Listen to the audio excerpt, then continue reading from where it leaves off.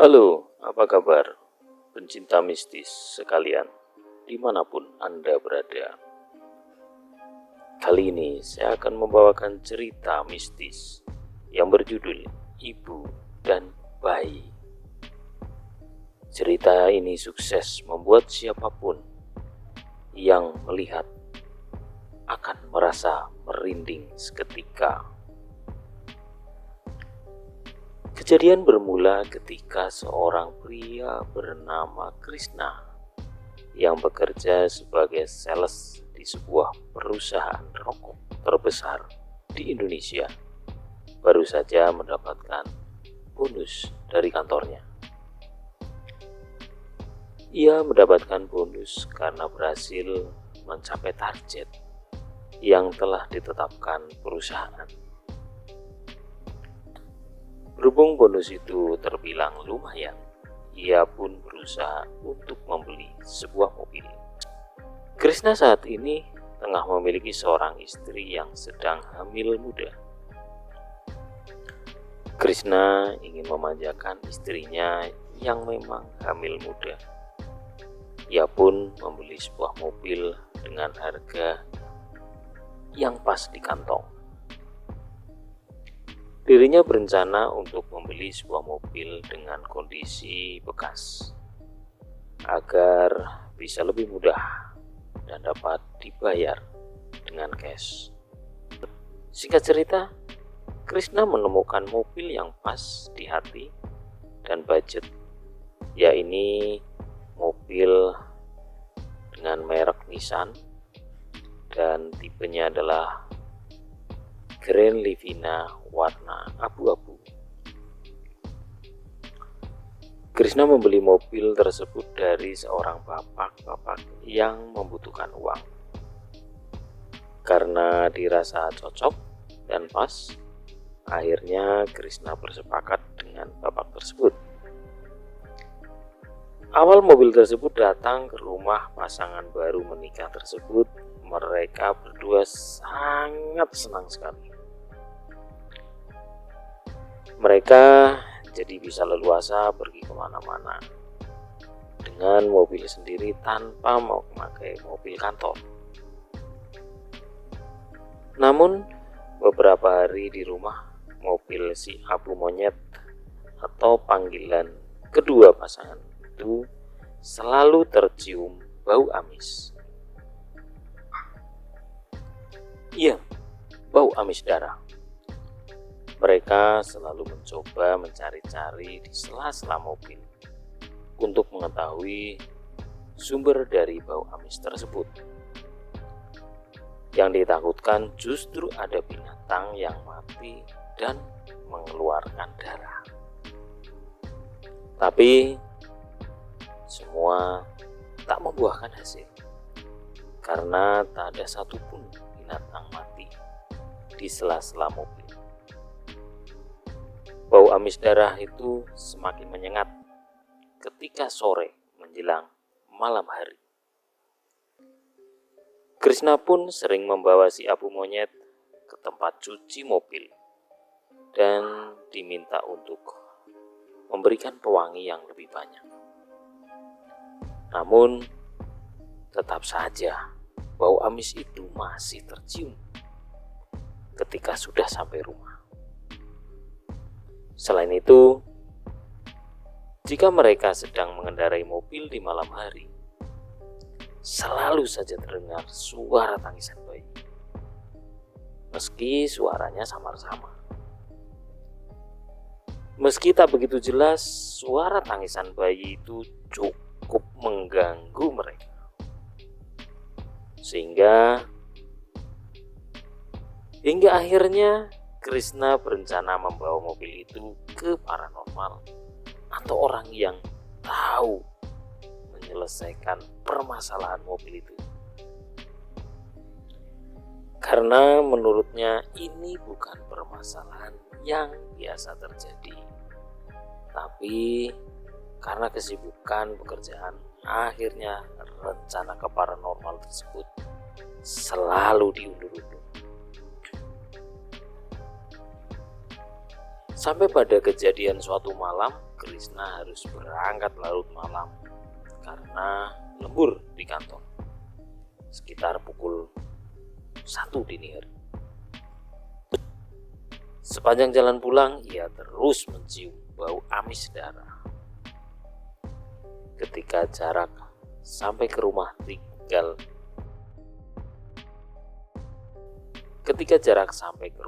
tinggal 3 km lagi, entah mengapa bulu kuduk Krishna terasa tegang.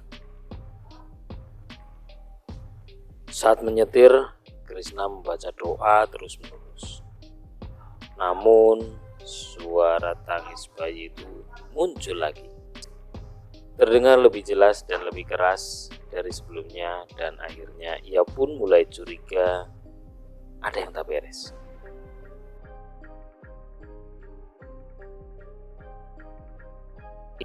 Karena merasa ada yang tak beres, ia terus mengecek kaca spion untuk memastikan keadaan.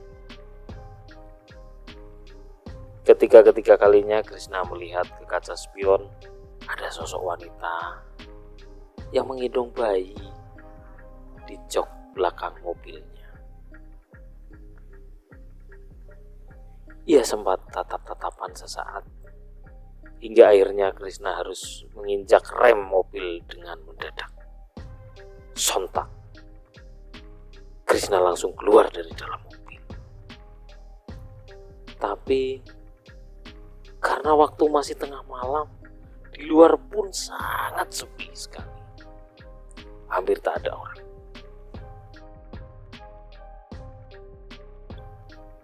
Berkali-kali Krishna membaca doa dengan apa yang ia lihat.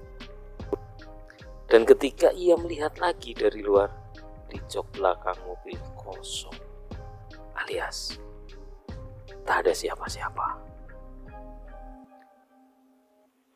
Meski jarak rumah sudah semakin dekat, tetap saja ia bingung harus melanjutkan dengan mengenakan mobil tersebut atau tidak. Setelah menenangkan diri sejenak, Krishna akhirnya memutuskan pulang dengan mengendarai mobil. Sebelum masuk, ia tak lupa membaca ayat kursi terlebih dahulu. Ketika memasuki mobil, Krishna melirik sekitar dalam mobil untuk memastikan tidak ada siapa-siapa di belakang jok mobil, dan memang kosong. Saat beberapa meter melaju, sosok perempuan pucat yang menggendong bayi itu muncul lagi di belakang Krishna.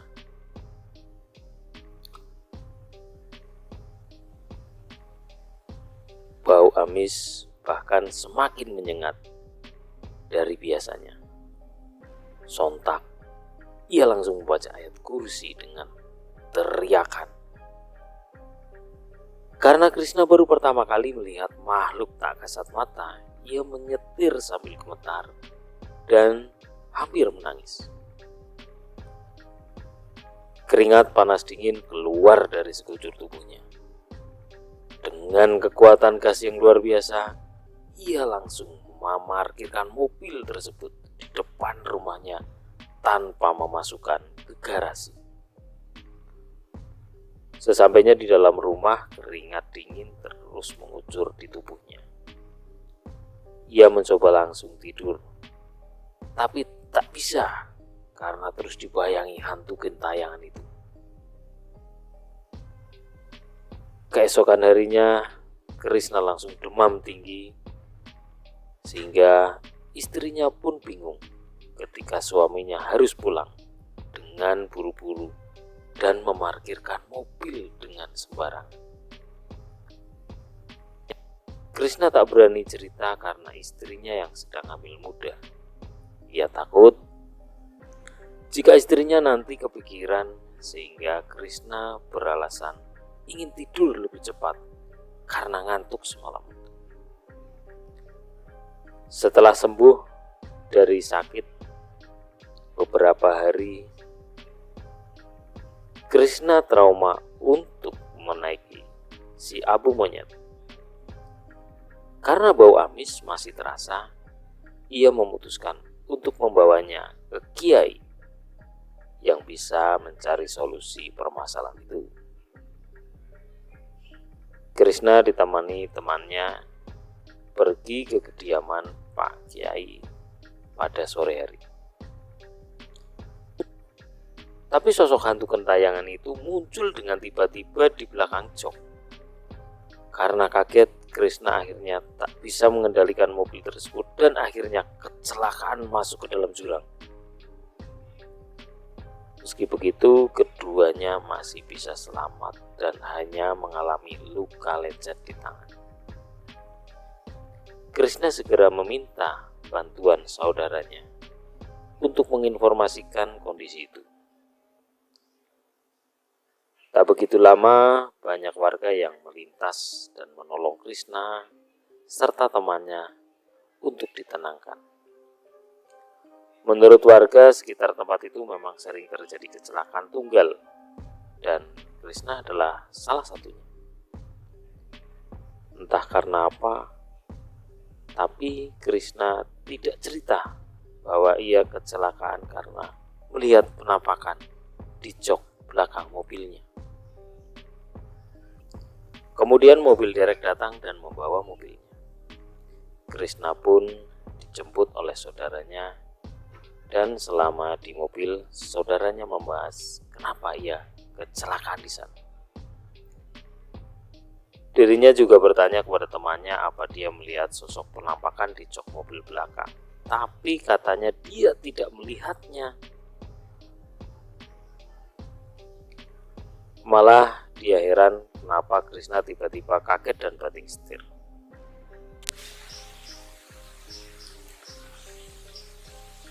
Krishna pun jadi heran, mengapa hanya dirinya saja yang bisa melihat penampakan wanita itu.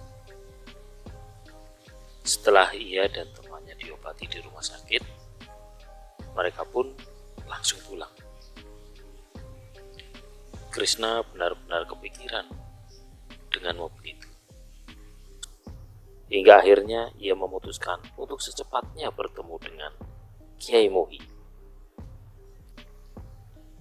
Beliau langsung mempersilahkan masuk dan tanpa basa-basi Krishna pun langsung menceritakan kejadian demi kejadian yang dialami Krishna. Kiai Mohi sebetulnya ingin mengecek langsung ke mobilnya, tapi berhubung mobilnya masih di bengkel, jadi diurungkan. Kiai Mohi bilang bahwa jika ada sesuatu benda yang dihuni makhluk halus, maka bisa jadi sebelumnya ada kejadian yang berhubungan dengan makhluk halus tersebut. Jadi ia sarankan untuk menemui pemilik mobil ini sebelumnya. Sebelum pulang, mereka pun diberi beberapa botol air doa agar lebih tenang.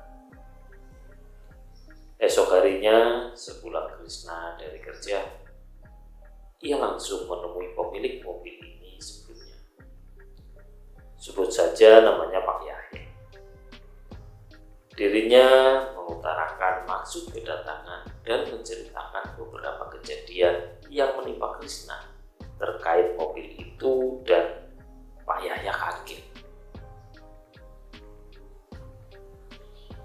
Selama beliau memakai mobil itu, beliau tidak pernah merasakan atau menemui keanehan apalagi sampai melihat penampakan.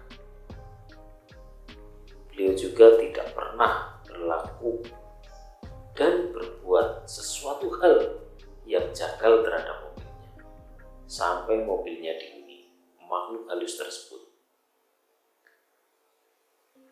Karena tak menangkap kebohongan dari pernyataan Pak Yahya, Krishna pun jadi buntu. Kenapa mobil yang dibelinya ada penunggunya? Setelah ngobrol panjang lebar, akhirnya pun ia pamit dan Pak Yahya memberikan saran kalau mobilnya harus diruat atau dibersihkan dari makhluk yang tak kasat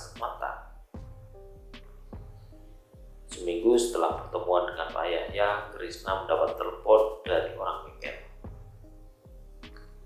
Katanya karyawan bengkel di sana sering mendapati seorang wanita yang sedang duduk menggendong bayinya di jok belakang mobilnya. Mereka pada ketakutan dan baru sekarang ini mengalami kejadian seperti ini. Krisna pun langsung berkoordinasi dengan Pak Yahya agar proses luar mobil ini dipercepat saja. Karena ternyata makhluk ini mulai menampakkan dirinya kepada siapa saja. Pak Yahya pun setuju. Beberapa hari setelah itu, mereka pun langsung datang ke bengkel dan di sore hari. Setelah bengkel tutup, mereka sudah meminta izin pada pemiliknya bahwa akan melakukan ruat pada mobil ini. Pak Yahya datang bersama seorang pria setengah bayan, memakai baju koko dan sorban. Beliau memperkenalkan diri sebagai Pak Hadi yang akan melakukan ruatan itu. Mereka pun memulai acara ruatan mobil ini. Di sana selain ada Pak Krisna, Pak Yahya, dan Pak Hadi, ada juga pemilik bengkel dan beberapa karyawannya. Mobil ini dimandikan dengan air yang katanya sudah didoakan. Semua bagian mobil, baik dalam maupun luar, dipercikan air. Dan Pak Hadi berdoa di dalam mobil. Ketika Pak Hadi sedang berdoa di dalam mobil, ada salah satu karyawan bengkel yang kesurupan. Dia langsung terjatuh begitu saja dan tiba-tiba berteriak, "Jangan usir kami! Jangan usir kami!" Sontak, orang-orang yang ada di sana semua kaget dan takut. Pak Hadi langsung keluar dari mobil dan langsung memegang ubun-ubun orang yang kesurupan tadi. Beliau langsung bertanya,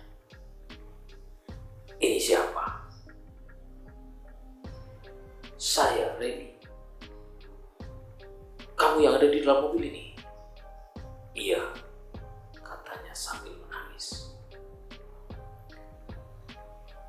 "Kenapa kamu tinggal di dalam mobil?" "Karena saya meninggal di sana bersama bayi saya," jawabnya. "Kamu meninggal kenapa?"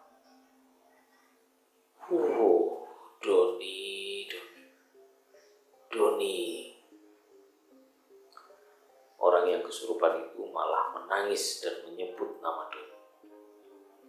Entah siapa Doni itu. Krisna pun tak kenal. Tapi raut muka Pak Yahya jadi berubah. Beliau seperti kaget dan gugup. Namun entahlah. Krisna pun bertanya pada Pak Yahya, "Bapak kenal dengan namanya Doni?"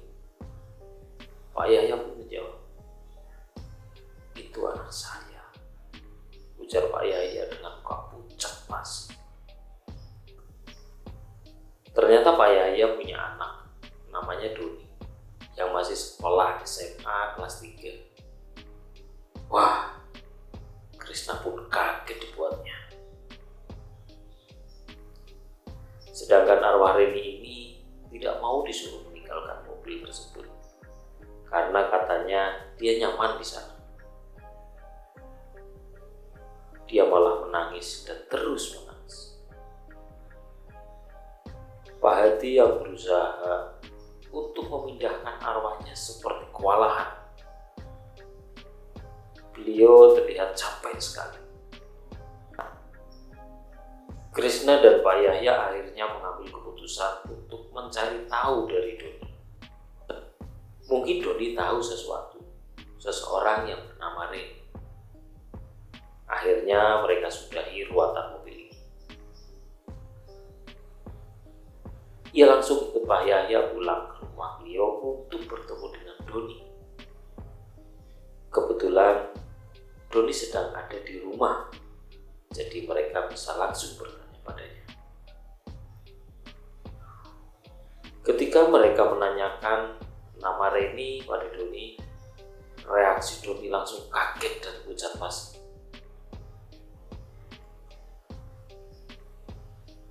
Pak Yahya langsung curiga melihat reaksi Doni. Krishna pun begitu. Jadi mereka desak Doni untuk menceritakan siapa Reni sebetulnya. Ternyata Reni adalah pacar Doni. Mereka sudah berpacaran cukup lama. Dan gaya pacaran mereka bukan hanya sekedar pacaran biasa. Pacaran mereka sudah melewati batas dan akhirnya Reni hamil. Awalnya Doni bersedia bertanggung jawab atas kehamilan Reni. Tapi Doni berjanji akan menikahi Reni jika sudah lulus SMA. Dan Reni pun menyanggupinya. Walaupun Reni harus menunggu dan menutupi perut buncitnya. Tapi malam itu Reni minta tolong pada Doni bahwa dia merasakan mules. Dia sepertinya akan melahirkan. Jadi minta tolong Doni untuk menjemputnya. Doni pun menjemput Reni ke rumahnya dan rencananya akan mengantar Reni ke klinik bersalin. Doni menjemput Reni menggunakan mobil si Abu Monyet yang saat itu masih milik ayahnya. Sebelumnya, Reni hanya tinggal bersama ayahnya, sedangkan ibunya sudah meninggal. Jadi, karena ayahnya sibuk bekerja, dia tidak sadar dengan perubahan fisik anaknya. Reni pun sedemikian rupa menutupi kehamilannya selama di sekolah, supaya tidak ada yang curiga. Selama di perjalanan menuju klinik, Reni merasakan sakit mulas di perutnya. Doni dan Reni pun panik. Mereka tidak tahu apa yang harus mereka perbuat. Tapi tiba-tiba pikiran jahat berkelebat di pikiran Doni. Dia langsung membekap mulut Reni sampai Reni kehabisan napas. Reni pun meninggal saat itu, sedangkan bayinya waktu itu masih hidup. Bayinya laki-laki. Namun karena setan sudah menguasai pikiran Doni, maka bayi tidak berdosa pun menjadi korban kebiadaban Doni. Karena ketakutan perbuatan diketahui oleh orang lain, maka Doni membuang jasad Reni di jurang di suatu tempat malam itu juga. Ia merasa perbuatannya aman-aman saja dan tidak ada yang mengetahuinya. Ketika mendengar cerita lengkap dari Doni, anaknya, Pak Yahya langsung emosi dan memukul Doni.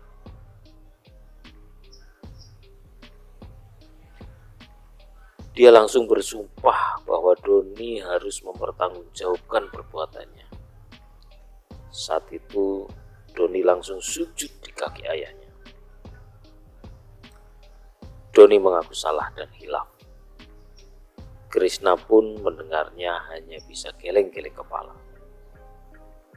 Bahwa pengakuan anak muda zaman sekarang memang benar-benar di luar batas. Mereka tidak memikirkan resiko dari perbuatan mereka. Pak Yahya langsung mendesak Doni untuk menunjukkan di mana dia membuang jasad Reni. Keesokan harinya, setelah mereka melapor ke pihak polsek terdekat dan ditemani beberapa anggota kepolisian dan langsung menuju jurang yang dimaksud oleh Doni. Ternyata jurang yang dimaksud Doni adalah jurang di mana Krishna kecelakaan. Mungkin di kecelakaan Krishna kemarin, Reni ingin menunjukkan jasad dirinya padanya. Tapi waktu itu dia tidak melihat sekeliling. Ternyata jasad Reni ditemukan sudah membusuk. Saat itu juga beserta jasad bayinya yang dilahirkannya. Mereka ditemukan tertutup daun-daun kering di dasar jurang. Begitulah jika setan sudah merasuki jiwa seseorang. Untuk menutupi kesalahannya, dia melakukan kesalahan lain yang lebih fatal. Akhirnya, Doni dipenjara untuk mempertanggungjawabkan perbuatannya. Sampai saat ini, jika Krishna sedang menyetir malam-malam, masih suka terdengar suara tangisan bayi di mobil itu, dan bau amis masih suka tercium. Sampai saat ini, cerita ini hanya Krishna yang tahu dan sengaja tidak memberitahu istrinya karena dia sangat penakut. Kejadian pembunuhan Reni terjadi seminggu sebelum Krishna membeli mobil. Jadi mungkin wajar saja jika Pak Yahya tidak merasakan keganjilan seperti yang dirasakan oleh Krishna. Nah, demikianlah cerita mistis kali ini. Semoga bisa memberikan hiburan bagi pencinta horor Indonesia.